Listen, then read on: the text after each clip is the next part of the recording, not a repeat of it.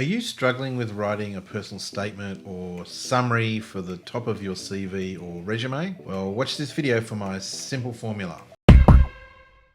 Hi there, I'm Dr. Anthony Llewellyn. I'm a real doctor and I'm also an expert on the recruitment process. So one of the things that many of my clients often struggle with is that bit of prose or text that sits at the very top of your CV or resume. Now, we usually call this the personal summary or personal statement or career statement or even career goal summary, something like that. And it's arguably the most important element of your CV, at least I definitely think it is. But the problem is that most of us are not used to talking ourselves up, especially in Australia. It's just not the done thing here. You don't want to be what's termed a tall poppy. So in order to break this down for you in this video, we are going to, firstly, I will answer the question, what is the purpose of the personal summary on a doctor's CV or resume? And I'll do this by tying this answer back to what the selection panel is looking for in a candidate. So in so doing, we will talk about how you can present the information that the panel is looking for in the right order using a formula that I've devised. And then secondly, I will take you through an actual example of constructing a personal summary using VisualCV, the online CV builder. Plus, please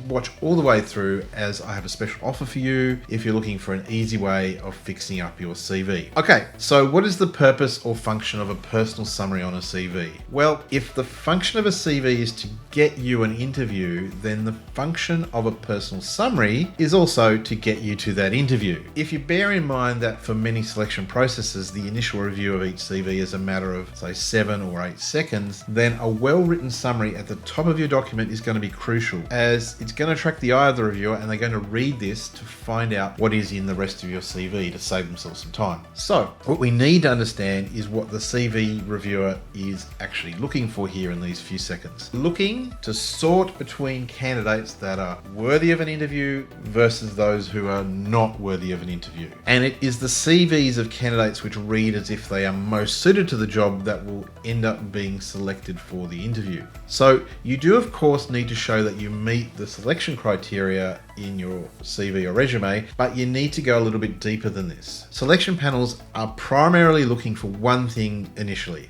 and that is value. What value do you bring to the role? What skills do you have? What can you accomplish? And how much work can you do and deal with? And what problems can you solve? For example, if you can show that you can take on a very busy workload, then that probably solves a problem for someone on the selection panel. Or as another example, if you can bring a valuable and rare skill or technique or procedure to the role, then that also probably solves a problem. Or if you can bring in more patients, this is sometimes a bonus. In Australia, this does often depend if you're working in the public or private system. But if you're able to generate additional revenue, then this is generally a bonus for everyone. So panelists are looking for value first off. They're generally looking first for clinical value and to entertain the idea that if you were working for them, their life might just be that little bit easier. So generally our first sentence and paragraph in our personal summary begins with something like, I bring to the role the following, and then value is the first component of our formula. On the opposite side of the equation, panelists are generally not so keen on someone they feel doesn't bring any particular value to the role, but they are extremely sensitive to any idea that you might bring problems to the role. So the next thing that panels look at is whether you are prepared for the role, i.e. how well can you make the transition? Now this might just be a straightforward move from say one consultant job to another, but often in medicine we're going for jobs that are a little bit next level up. So it's important to indicate that we are prepared. The panel wants to feel that this is the next logical move for you and not a massive step up. So things like academic preparedness, training, and of course opportunities to understudy the new role are particularly relevant here. For example, have you had the opportunity to act in a similar role before? How did you go? Or have you been mastering some of the aspects of the new role already? For example, if you're going for a registrar role, have you been practicing doing consults when you've been working as a resident? So the next paragraph in our personal summary generally begins with a phrase such as, I have prepared for this role by. And the second element of our formula is preparation. Okay, Up until this point, you'll be establishing your credibility for the role and overcoming any fears that you might be underprepared. Now, if you've achieved these goals, the panel will start to be open to considering any unique features that you might bring to the job. For example, maybe there are desirable selection criteria for things like teaching or research, and you have some strengths in these areas. This is the time to outline some of these more unique features about yourself. So our third paragraph generally begins with a statement such as, in addition to meeting the key criteria for the job, I can bring the following additional, and then you insert your skills or attributes. And unique features is our third component of our formula. Finally, just as in the case of the interview, when reviewing a candidate's CV, panelists are not just looking to make a fact-based or rational decision.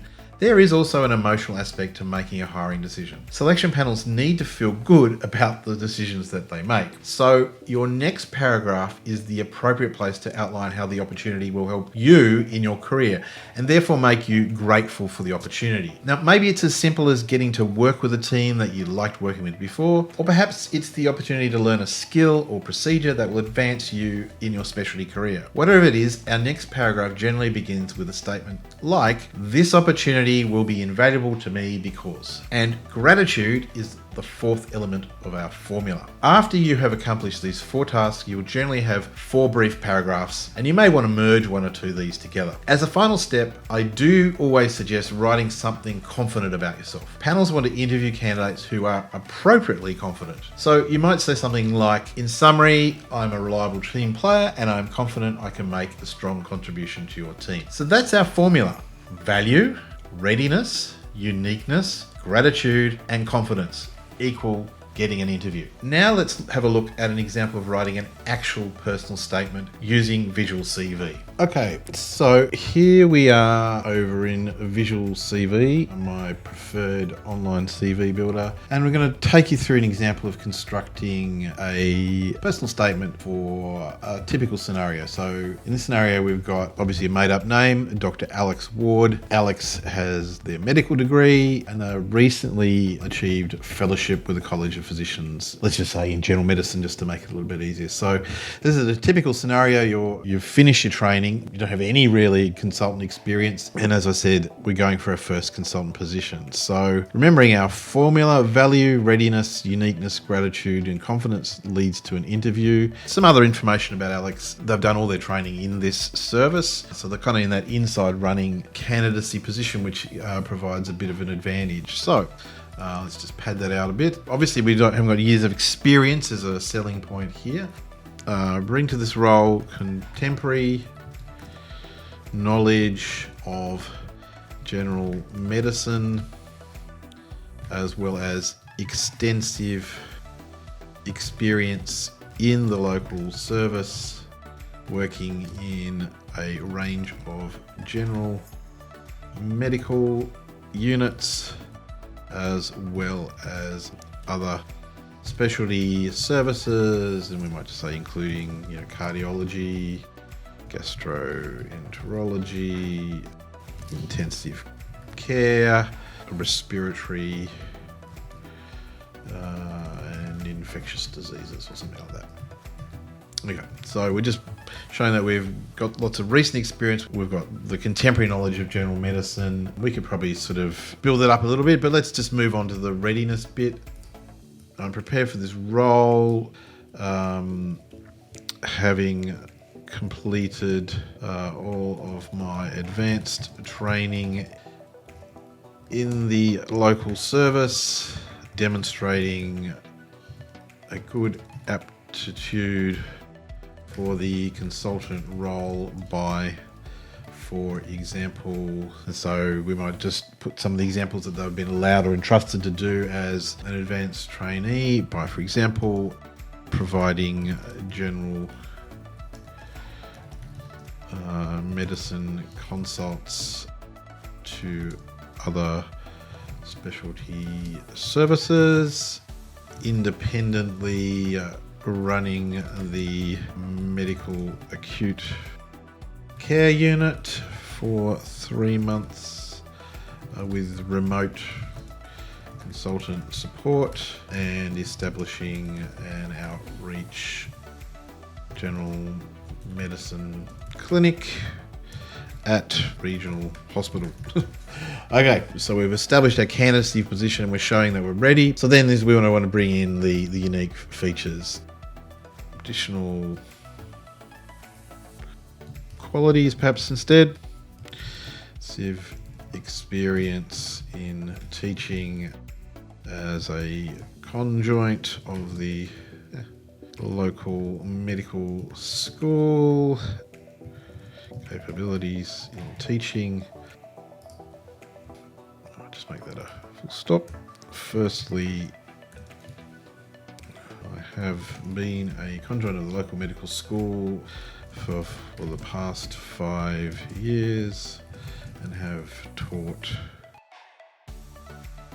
medical students, nursing, allied health, and basic physician trainees, and was responsible for the exam preparation program in 2020 and 2021 or something like that. This is where you could put some smart achievements here, which saw a total of 12 trainees pass the exams. Secondly, I have displayed a great deal of aptitude in the area of quality improvement. For example, I recently led a project that improved the rate of falls assessment on admission to the ward from 25% to 100%, and also showed a reduction in the number of falls of 45% over 6 months. Okay, so again, trying to sort of pick things. It's good to pick things that you can put some metrics towards. Now, this is where you want to sort of play on the inside runner bit when you're talking about your gratitude. So the role will be an invaluable opportunity for my career, as it will permit me to commence my consultant as a consultant in a unit that I have strong relationships with already, and has provided me a great deal of support over the years. And this is where you might want to also, coming back to the values, might want to emphasize our good networks. I have extensive networks with a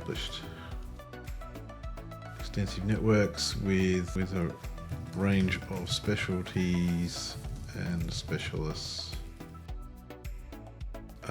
which enables me to coordinate effective care for patients. And so, finally, in summary, I am known to be a reliable and effective member of a team, and I am confident that I can continue to provide a strong contribution to the service in this role. We'll just take that out.